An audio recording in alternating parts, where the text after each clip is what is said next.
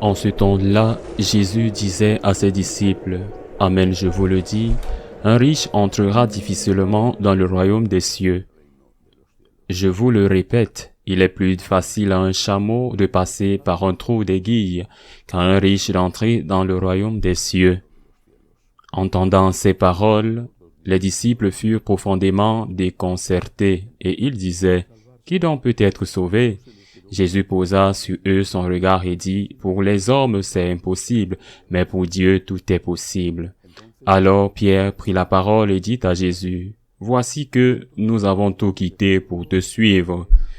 Quelle sera donc notre part? » Jésus leur déclara, « Amen, je vous le dis, lors du renouvellement du monde, lorsque le Fils de l'homme siégera sur son trône de gloire, vous qui m'avez suivi, vous siégerez vous aussi sur 12 trônes, pour juger les 12 tribus d'Israël.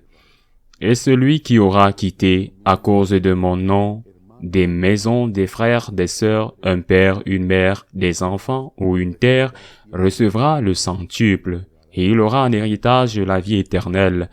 Beaucoup de premiers seront derniers, beaucoup de derniers seront premiers. » Acclamons la parole de Dieu. Faisons-le par partie. À cette heure où nous devons commencer à commenter cet évangile. La première partie, le thème des riches. Saint Pierre et les apôtres le comprennent parfaitement, mais pas nous, car après que Jésus ait dit qu'il est difficile pour un homme riche d'entrer dans le royaume des cieux, l'évangéliste le dit, que les disciples étaient terrifiés. Alors ils demandent, qui peut être sauvé? Mais il n'était pas riche, il n'aurait pas dû avoir peur. Il n'était pas riche, peut-être que le seul qui avait été riche était Saint Matthieu et il avait tout vendu, en grande partie le fruit de ce qu'il avait volé. Pourquoi ont-ils peur s'ils ne sont pas riches? Ils pourraient dire, eh bien, ça dépendra de ceux qui le sont, ça ne nous concerne pas. Pourtant, ils ont peur. Pourquoi? Parce qu'ils le comprennent. Ils comprennent à quoi Jésus fait référence. À ceux qui ont jeté leur dévolu sur les richesses. À ceux-là. Et c'est là que nous entrons probablement tous, ou presque tous. À une occasion autre, Jésus avait dit, « Où est ton trésor, là aussi est ton cœur. » Où est notre trésor? Si notre trésor, c'est-à-dire si notre ambition, notre rêve, notre but, ce pourquoi nous bougeons et existons, c'est d'avoir plus. Même si nous avons très peu, nous sommes riches. Nous sommes riches de désirs, d'ambition, de désirs. On est riche encore plus. On est riche, amer et frustré parce qu'on n'est pas riche qu'en désir et pas en réalité. Donc, on est riche sans être riche. Ce qui est le pire des choses, la pire des choses qui puissent nous arriver parce que nous voulons l'être. Nous y avons mis notre ambition et nous n'y parvenons pas parce que nous ne l'obtenons pas. Des riches frustrés mais riches à la fin. Des riches aigris mais riches à la fin. Vous aimeriez profiter même de ce dont vous rêvez.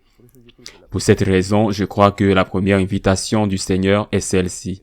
Mets ton cœur en Dieu. Encore et encore et encore et encore et encore. Une autre fois, chaque jour, je dis la même chose. Mets ton cœur en Dieu.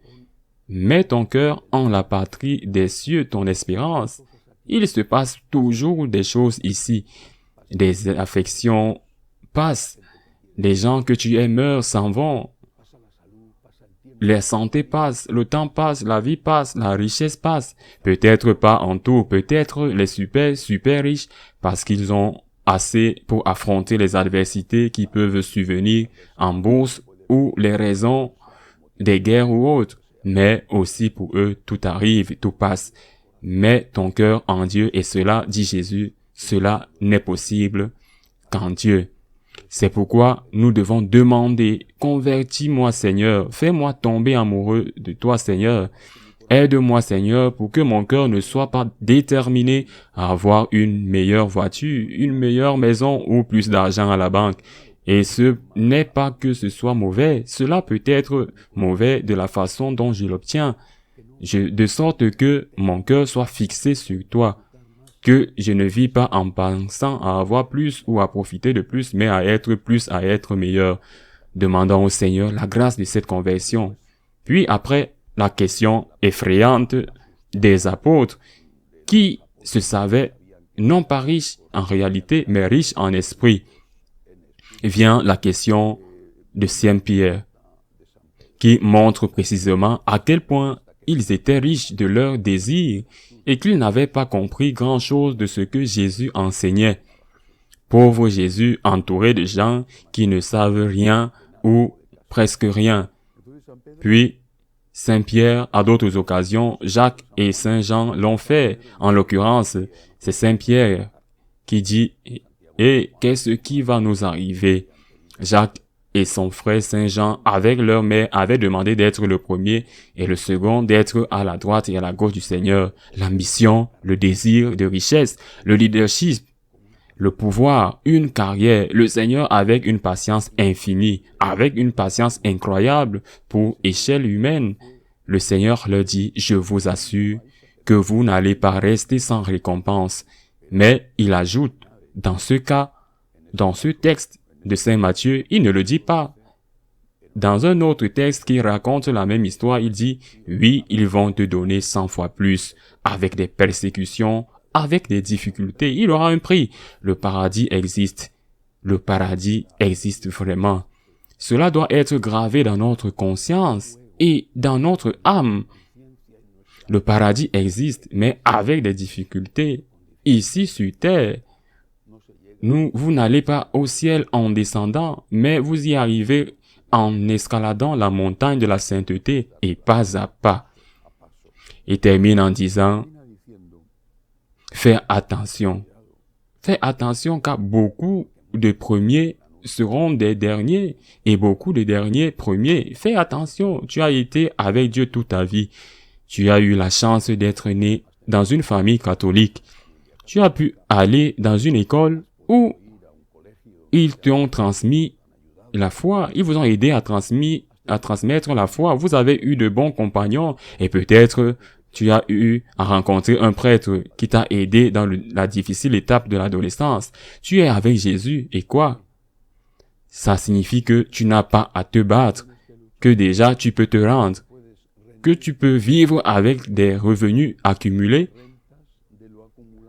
Nous devons nous battre chaque jour. Chaque jour, nous devons dire, aujourd'hui Seigneur, je recommence. Aujourd'hui Seigneur, je commence à t'aimer et par amour pour toi, à aimer mon prochain. Aujourd'hui Seigneur, je commence à pardonner, à demander pardon, à avoir des yeux pour voir celui qui vit à mes côtés, qui a besoin de moi. Aujourd'hui Seigneur, je recommence.